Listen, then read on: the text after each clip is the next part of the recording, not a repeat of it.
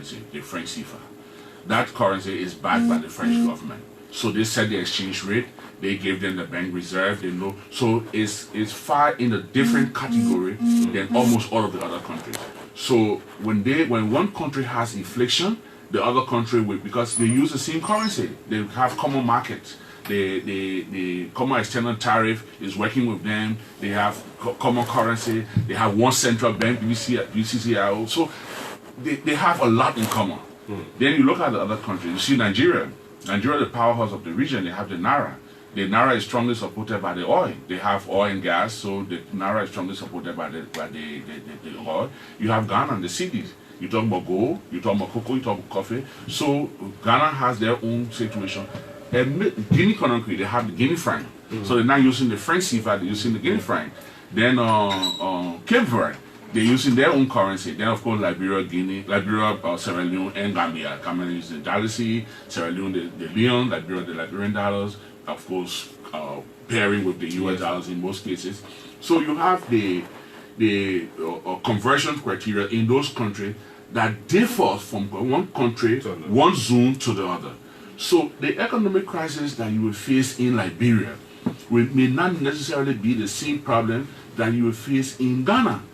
So we say that economic hardship in Liberia. But if you go to Roberts Field every day, there are Liberians that are running to Ghana and think that it's better in Ghana. And the Ghanaians are saying, no, it's harder here. If you go to Sierra Leone, for example, when Malabia took over, the rate was, I think, about 700 something to 1. Today is over 1,200 to 1. When Nana Akufo took over, the rate in Ghana was 3.5. Today the rate is 5.5. You know, so the exchange rate in the region, and again it comes back to even the French CFA that has a more of fixed and a unique situation than the other currencies. 2 years ago, the French CFA was 4.8 to 1. Today it's 5.6 to 1. 5.9 to 1. Okay. So we look at it at ECOWAS, we look at the different criteria, we look at the different fluctuation, the different deficits, it's a process. Now back home, we are seeing it's so bad and should be fixed in a day's time. Now, don't get me wrong, I'm not here to say, oh, I'm here to praise the government or to say, oh, government is doing well. No, there are a lot of things government needs to do. There are a lot of things we need to fix. But are we in the worst situation? No. In everything I'm saying to you, challenge me. I can give you facts. I can give you documentary evidence. So that is why today we're talking about the single currency. Because we believe if you were to leave from Liberia to go to Guinea to buy something, when you get to the border, you have to go change your Liberian dollars to Guinea franc if you're going to Guinea, or to CD if you're going to Ghana, or to CFA if you're going to Cote d'Ivoire, or Leon if you're going to Sierra Leone. These things are giving our common people, our poor people, a hard time. So today, as I speak to you, we got a team from the Central Bank of Liberia that are in Ghana right now, looking at the monetary issues. Next month, we're going to be in Guinea Conakry. There's a big WAMA meeting in Guinea Conakry where we're going to be there again looking at the deficits in the different regions in our economy, see how best we can make adjustments. So there's a lot of things need to be put in place. Daniel, this is not going to be a quick fix. I'm a member of the Unity Party.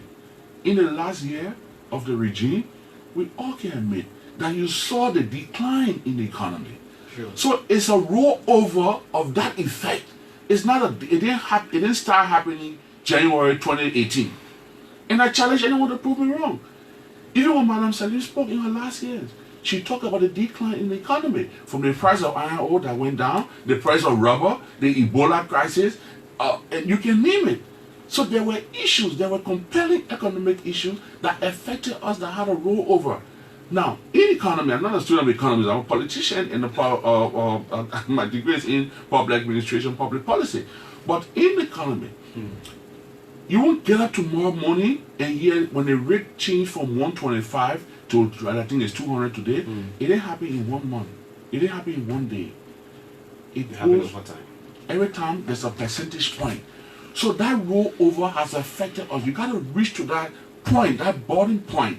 And then with all of the factors put into place, you will now see a decline. You will see the Liberian dollar will begin to strengthen against the US dollar. You will put more Liberian dollar into the economy so that you value your money. And then at the end of the day, you see, because we have dual currency, This is one of our problems. If you talk to any of them, I'm going to all our ECOWAS meetings and tell you your first problem is the dual currency. You all got to decide we use US dollars or we use Liberian dollars. So it's most likely for Liberia to transition to the single currency regime within the region. You know, the first thing domestically we have to deal with is having single currency. We have to, Dan. We have to. Now, I'll give you an example.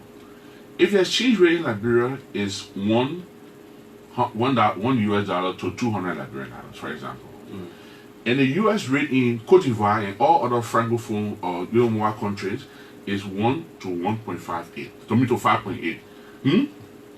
And tomorrow morning, the US dollar is shrinking, and the rate goes to 6 to 1. You think it doesn't affect Liberia? It affects Liberia. So our market is driven. It's a dollarized. It's not even dollarized because you have both currencies fighting for space in the economy.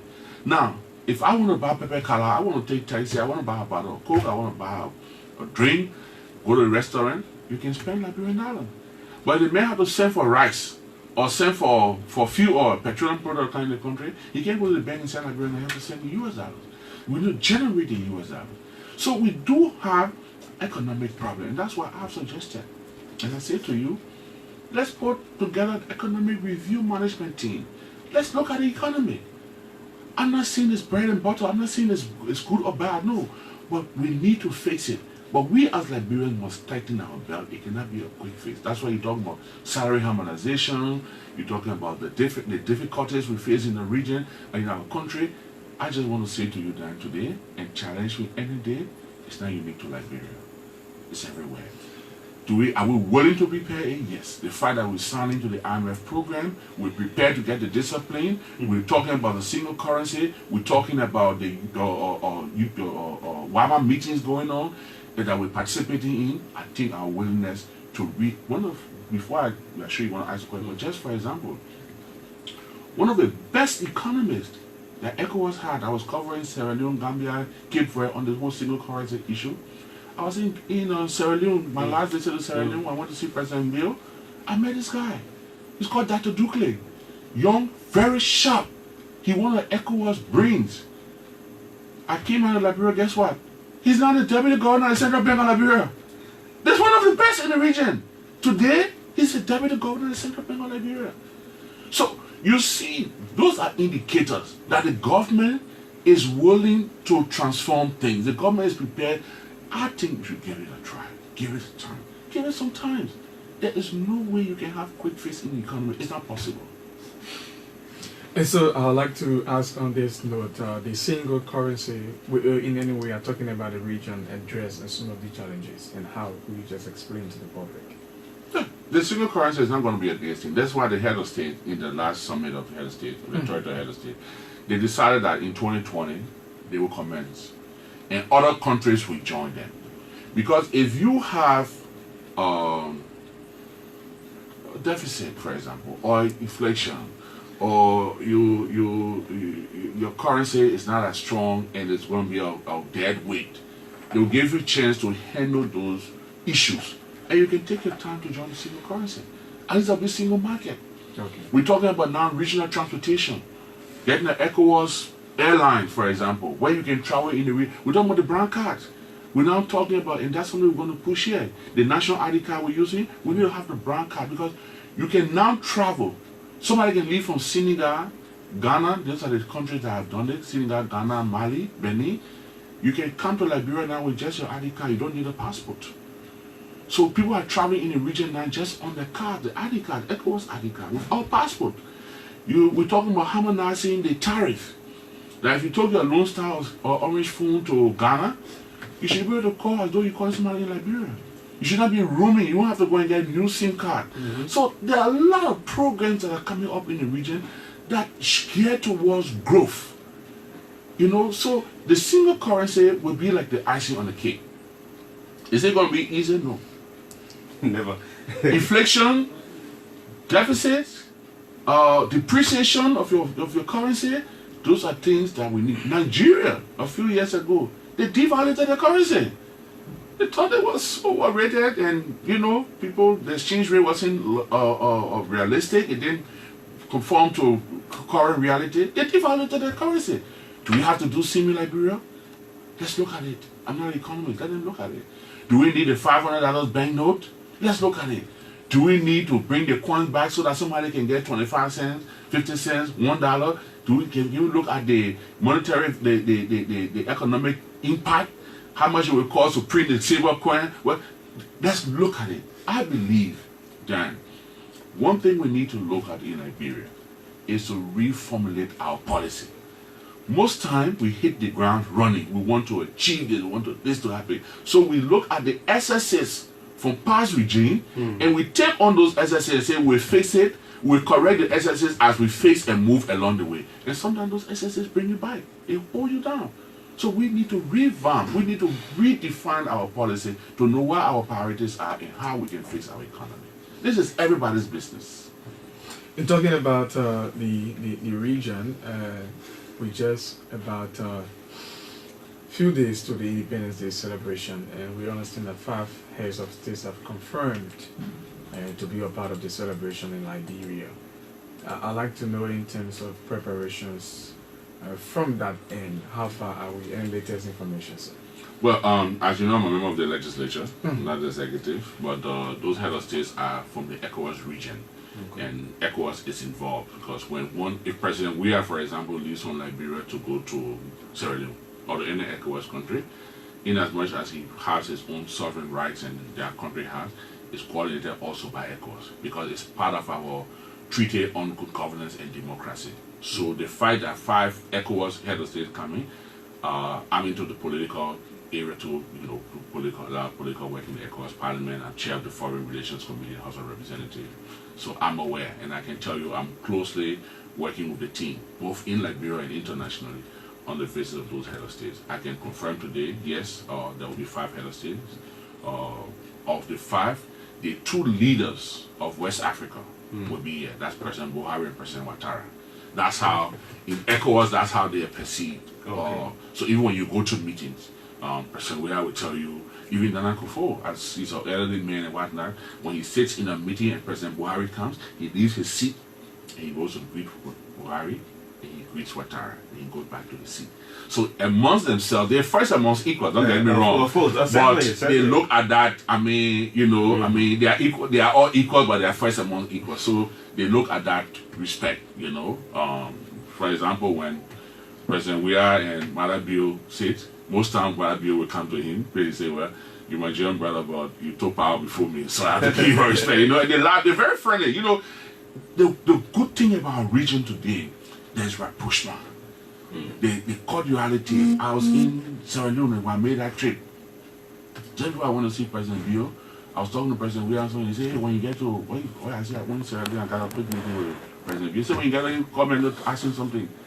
And I got there, I down the president, I'm on the tour, they talk, laughing. I'm not going to say what they discussed, but the cordiality, the friendship, calling each other on the first name basis, that has brought a lot, because those things have a trickle-down effect. Sure. So the fact that 5 head of states going to be here, Cote d'Ivoire, or Burkina Faso, Nigeria, Guinea, and Sierra Leone, they'll all be here.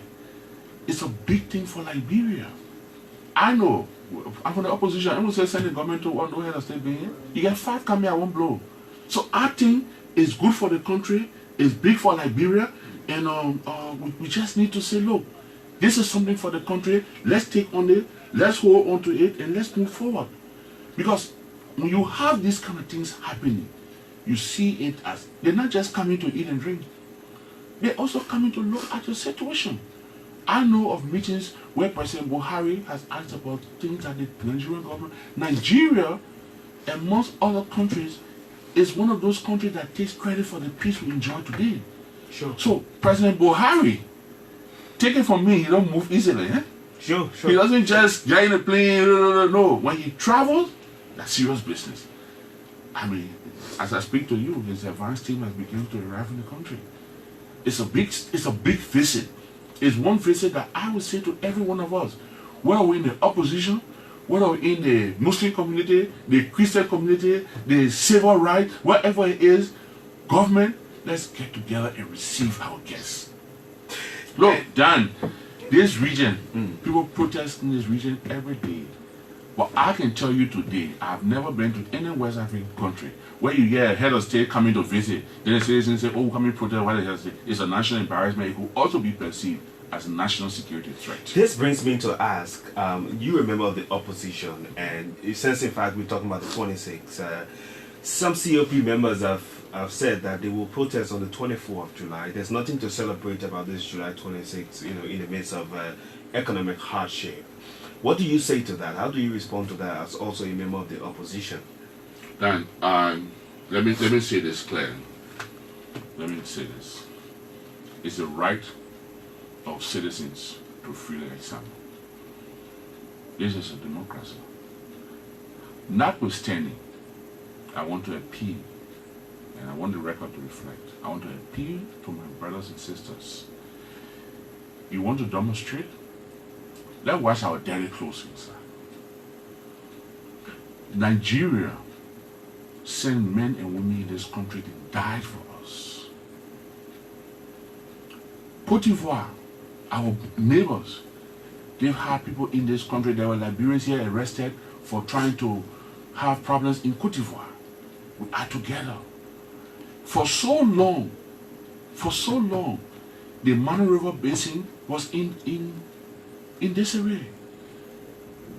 Liberia and Sierra Leone, you myself know how many times we closed the border. Liberia and Guinea. One of the things we are in President Array in the ECOWAS or on the ECOWAS page, one of the things they discussed is transport between Liberia and Guinea. Today if you want to fly to Guinea today, which is 40 minutes from Monrovia, from Robertsfield, you gotta go to Abidjan, then you leave from Abidjan before you go to Conakry. It's difficult. They're not talking about the free trade, airspace. We're talking about, there are a lot of things that are happening. I want to appeal to my friends. Do not embarrass your country. Your parents cannot have guests coming. Then they say, go tell them, they say, Mama, I will cause you back also. They can't do in the house. Your mom get guests. When the guests say in the house, the children, you paying houses with children and not just playing. Yeah? So now when the man see plenty guests around, the man can be scared to talk because that time, Mama, I will cause you back also. That will come in happy. It's funny, but it's serious. Sure, it is. Yeah, it is. I mean, couldn't have put it any better. These are leaders in our region. These are leaders in our region. You didn't know what happened in Liberia? You didn't demonstrate in Cote d'Ivoire? Did I show you the picture from Nigeria? Sure. You sent me. I saw them. You sent me. Monday, Tuesday, they were shooting tear gas. People went to the assembly, the entrance of Aso Rock, the presidential field. They wrote that Buhari is criminal. Demonstration is part of democracy. But now when you get guests coming, when we all as Liberians should be, if Buhari comes here and one mosquito bite, you go back to Nigeria and get malaria. What do you say? Our president went to your country, he got malaria. Then you talk about demonstration? So what's something happening? Or are we demonstrating to prevent them? They will come. So we demonstrate, they will come. Let me tell you the clear truth. Buhari, that old military man, they demonstrate in the country every day. What you were saying people didn't get, they will come. But it's not a good thing for us. And don't get me wrong, I'm not telling you don't demonstrate. But just we're left in our guests. Let stranger then go, they will do what we want to do here. And in the house, so now you're making flour. By the time the doorbell ring or somebody night, everybody's out there smiling, everything already in the house because stranger in the house. When the stranger leave, then you're start again. So I'm appealing to them. This could be perceived, and I'm clear about this because I know how it's looked at. This could be seen as a national security threat. Because the government have already announced that we got 5 head of states coming. Then the following week, my friend say, okay, the money you get, you're also spending on 26. That was high election. John, I tell you every day, the program, I'm sure other people listen to it. I never supported John, I didn't vote for him. He's my friend, we brothers. I told you, clear moment, senatorial election with you, presidential election, I'm not with you. And I was with Joseph Becker, even though they say Joe, my friends, on meeting, they don't call me there. But Joe, I can never tell you one day, say when Snowe was behind Becker, he called me in the night with all secret. Never did I do it. Today is our president. We all are under obligation to support this government for it to succeed. I remember here when Charles was president, there was sanction here. And we were crying. Man, said it was called smart sanction. It was suffering all the Liberian people. It was suffering everybody. So today, we should not sit down and say because we're not in this government, we're not part of the ruling establishment, let the government collapse. Or let's demonstrate so that foreign presidents will not come here. A president, we have fees that his government will spend $1 or 500,000 or 200,000, 100,000 for the 26, and the opposition, we in the opposition feel it doesn't make sense. Let's go for 2023.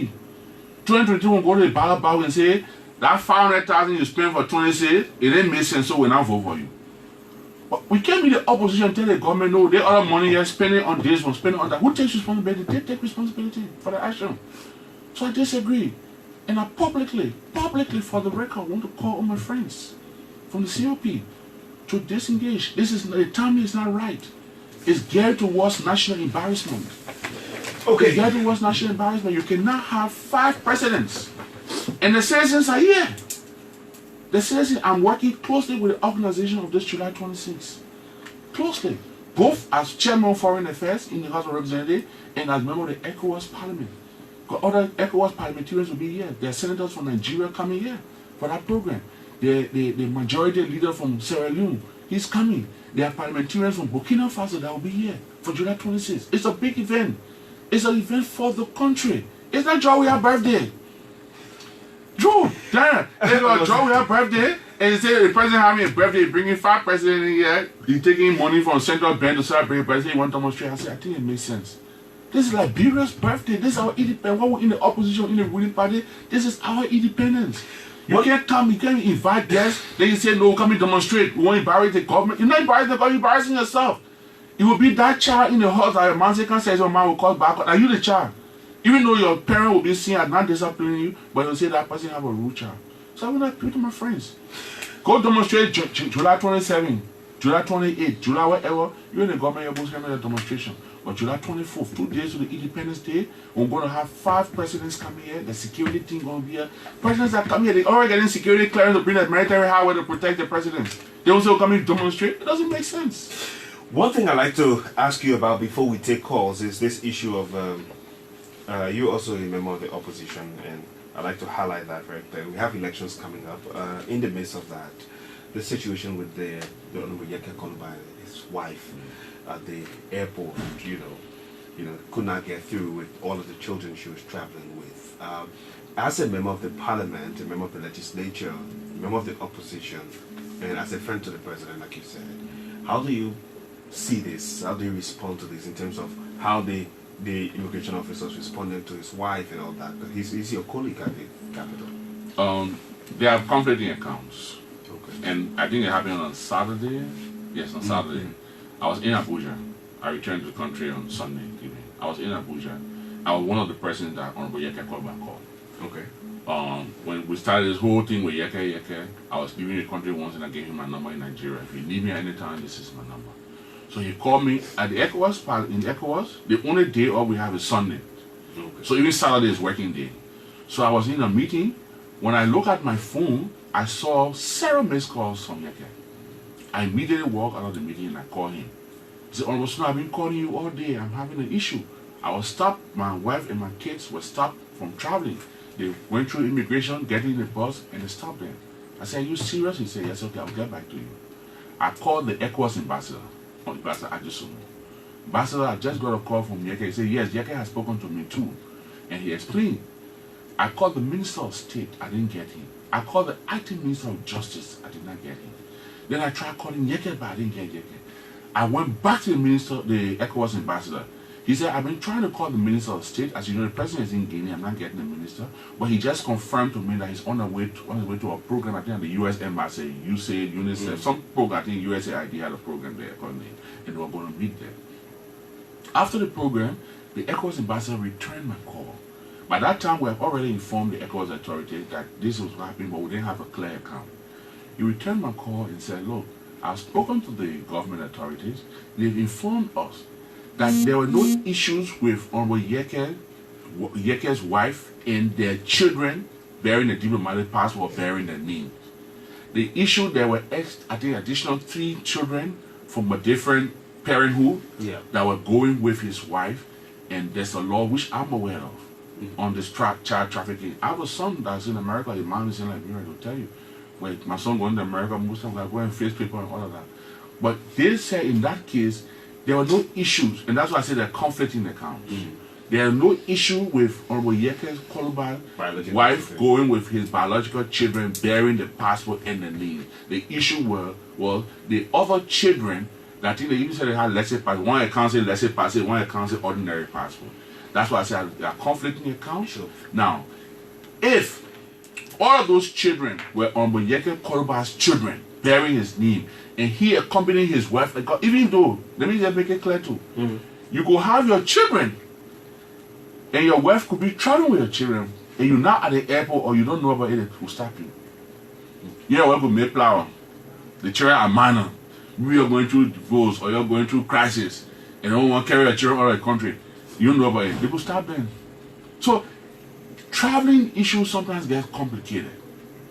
Okay? If you have a child then that is underage, and your wife is carrying the child, and you're not there, or there are no legal papers, the immigration could say, can I speak to the father?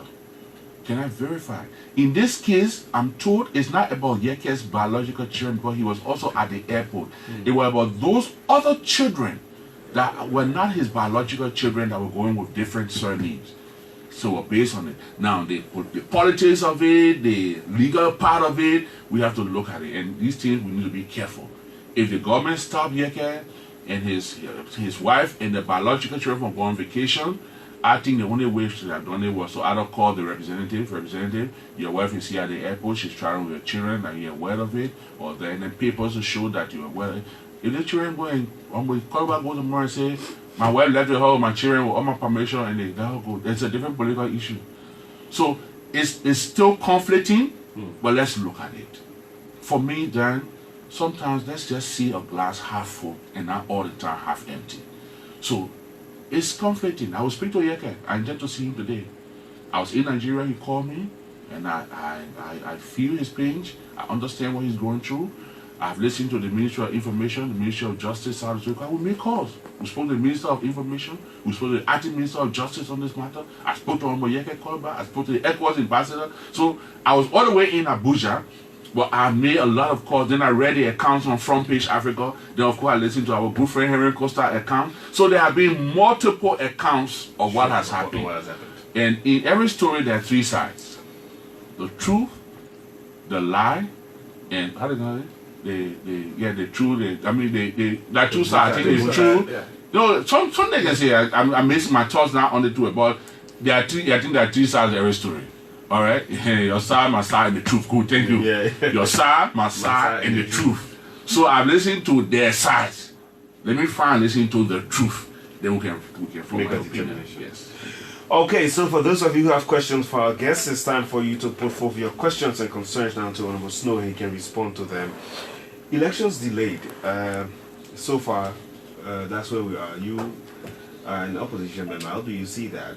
Elections Commission says materials are not in town, and so in a short while, a date will be announced. Again, I think it was quite unfortunate. It was quite unfortunate that after setting the dates, people are prepared for the campaign, people are prepared to go out to vote, and the Election Commission comes out and makes such an announcement. I think it was quite unfortunate. I think the Election Commission should take full responsibility. Again, when every rat that is true, we say no, it's the executive, it's the government. Yeah, they're right. We could be right to say that because they're managing it, right? But the Election Commission, that's why in ECOWAS, in the Political Affairs, Peace and Security Mechanism, ECOWAS, we suggest that in every election, the Election Commission should have, if you can do a daily press conference, you should have, the minimum you can do is 3 days a week. Don't keep the public in suspense. Don't do last minute then you come and say no. So that's something that is highly recommended in ECOWAS. When we're doing presidential elections, we do daily press briefings. So every day you assemble the media and people are up to date on what's happening. Your progress is being laid before the people. Now, when you delay those things and you keep the public in suspense and you come out with those kind of abrupt announcements, it creates doubt. And when doubt comes about, it creates confidence. So I think the Election Commission should take responsibility. Having said that, when that also happened, I called the Elections Commission. This is what I was in Cote d'Ivoire for a meeting. when that announcement came out. And I called.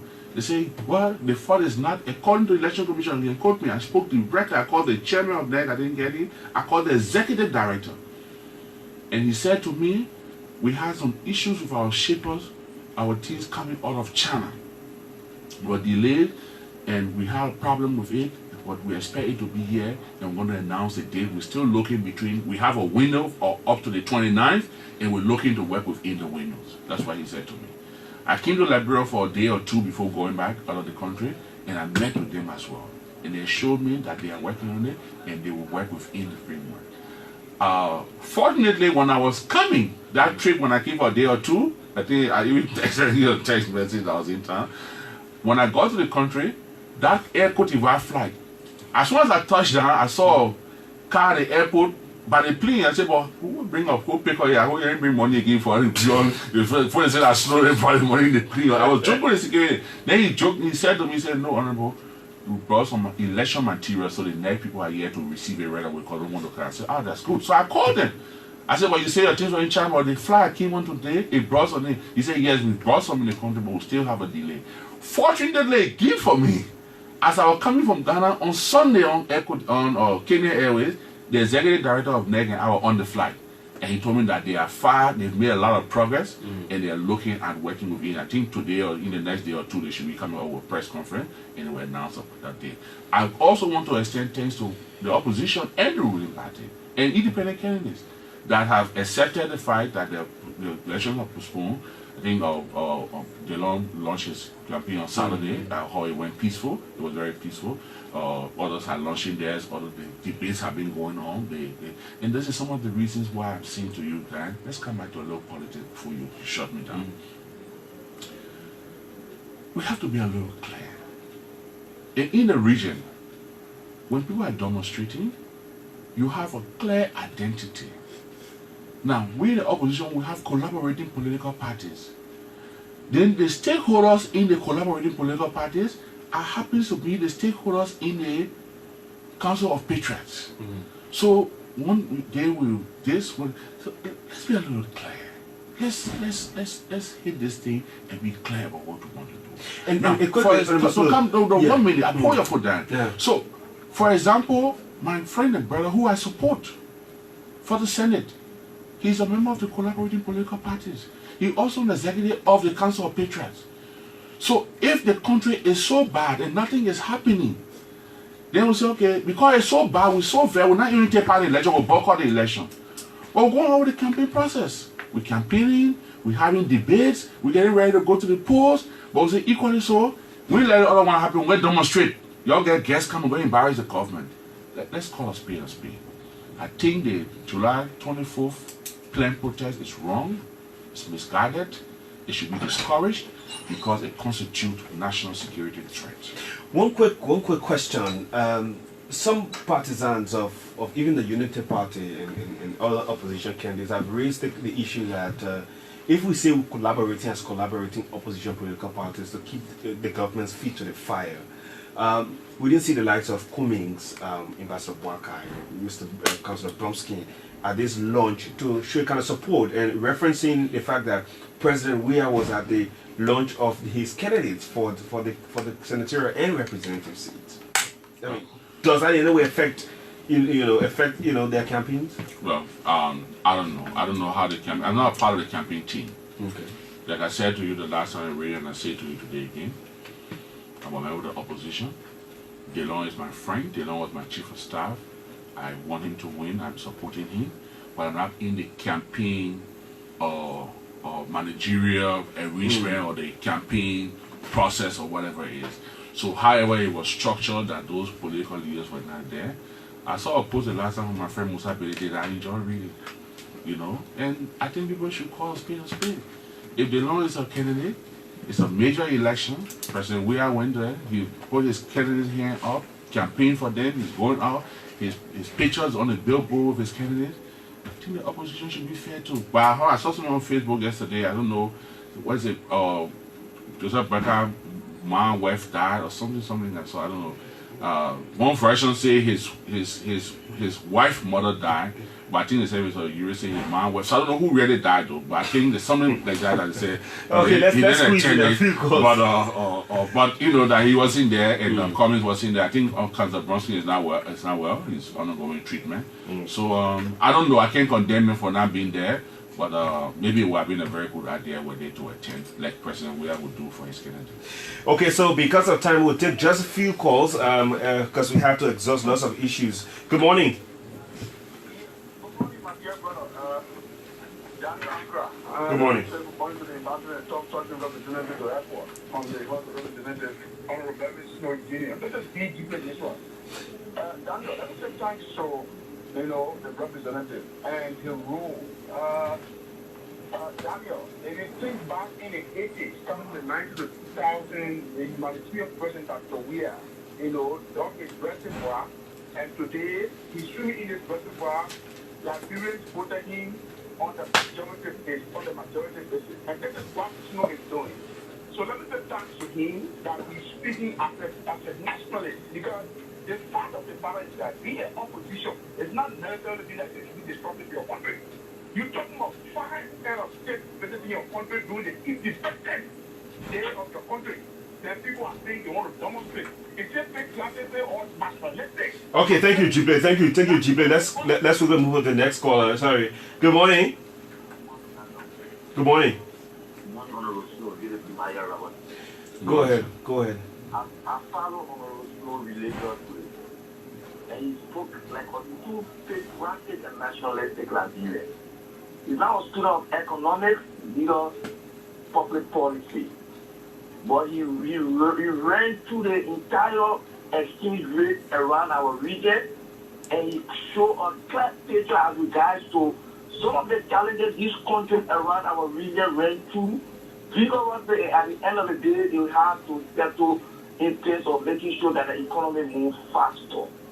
So in his case study and analysis, he brought Liberia to the limelight in terms of electing our people that indeed there are tremendous challenges, but as we move along the way, things is going to get better. Okay. And that's the reason why his representation at EFA's parliament, he's doing extremely well, because in terms of making cases that will impact our country, I think it's on par. So I say welcome to Honorable Edwin Snowe, and thank you for your clear analysis that you brought to our people in the days that come with our family. Thank you very much. Okay. Good morning. Good morning. Good morning, Daniel. Go ahead, please. Yeah, my name is Mo Adam, and I call from the GSA community. Go ahead. Honorable Snowe, we say thank you so much, and I think you are from the opposition bloc, and we notice that the Council of Patriot are all opposition. We see any independent person there. So I think there is need that people go in a house and take Liberia first, because we notice that some people are pushing their own interest, but what we should push is Liberia, because on our independent day, these things happening, it does not mean well for us out there. I think we should put Liberia first, and all. Thank you so much. Thank you. Let me take the final caller. Good morning. Good morning, Daniel, and good morning to Honorable Snowe. Go ahead. Well, thank you, Daniel. My name is Fokwai Mwaba, and I speak to you from Painesville. Daniel, I think Honorable Snowe is the true face of patriotism in Liberia.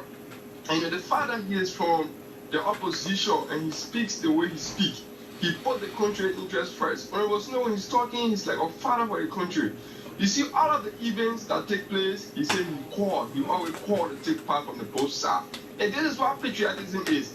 In as much as we may not like the government that is in power, but for the sake of the country, sometimes we put our ego away and put the country first. I appreciate Honorable Snowe. Hold on. He can be able to speak to the conscience of those guys, since in fact some of them may listen to him, so that we can put away this protest and welcome those foreign leaders who will be coming to our country. Thank you very much. I'll finally take one call from the Gambia, and that person is following us live via our Facebook line. Good morning, Samuel Briggs. Go ahead. Yeah, good morning, and I want to say good morning to Honorable Edwin Snowe. I just want to tell you thank you for all work done. You want to person really follow. You're doing a lot of job at the parliament there. And we are all Liberians, and we are fighting the stability of our country. That's why we are different political party, but we need to help the government for the betterment of our society. You know, what is going on in Liberia now? 30 seconds. People want to work in government. Yeah, other people want to work in government, and they kind of find all kinds of means to come to power. But now we need to put our country first, because when you come up here, you see what is going on. Government trying to bring the people to the level that will make them to be satisfied. We are praying for President Weah. Let him change some of these people that are around him to get better like you. Thank you, Samuel. Thank you very much. Okay, and it was just about a minute. Thank you, Dan. You're always so sharp here. But anyways, thank you, Dan. And I just want to close on this note, Daniel. The July 26th this year, we should take it seriously.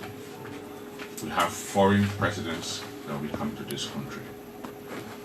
With the exception of President Buhari and Rock Compari from President Burkina Faso, right?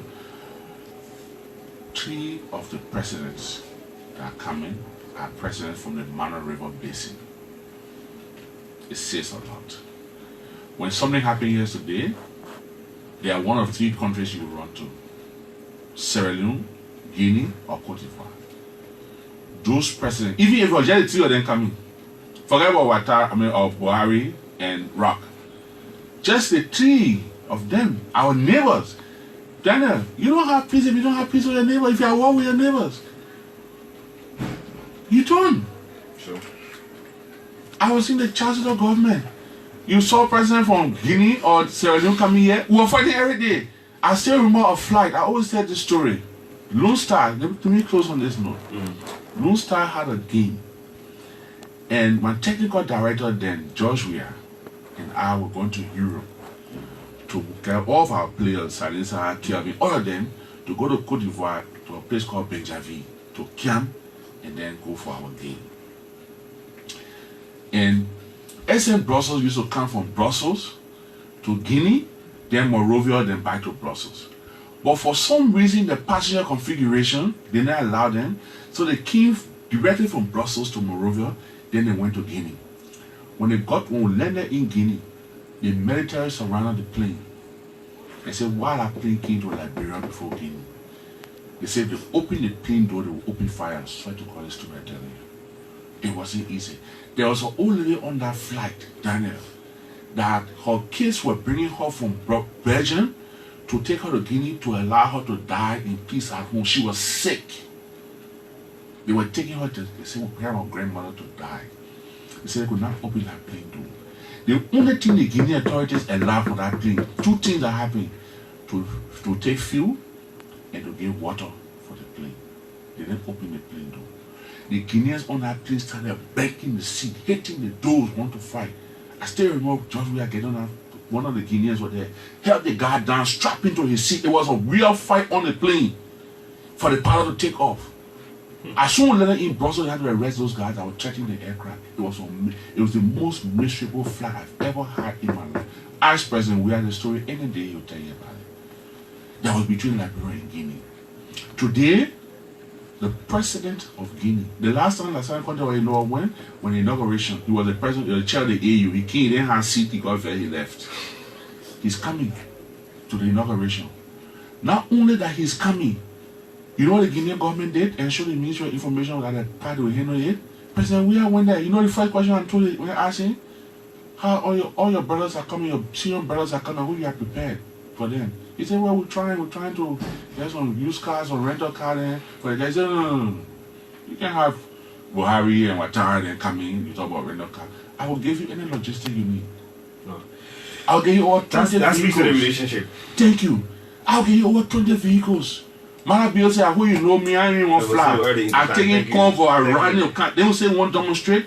I want to close on this note, and I'm calling on my brothers, my sisters, that are planning the July 24th demonstration. It could be perceived as a national security threat, and I'm calling on them to desist. Schedule your demonstration when the guests leave. These are African leaders, these are ECOWAS leaders, these are regional leaders. Call your demonstration when they leave. Demonstrating on the break of the July 26th, when 5 head of states will be in this country. It undermines the security of this country, and I want to discourage us from doing that. Thank you very much, Edwin Snowe, for joining us this morning on the Super Morning Show. That's how we wrap it up. I've been here with my colleague Julius. I'm Daniel. Have a great day.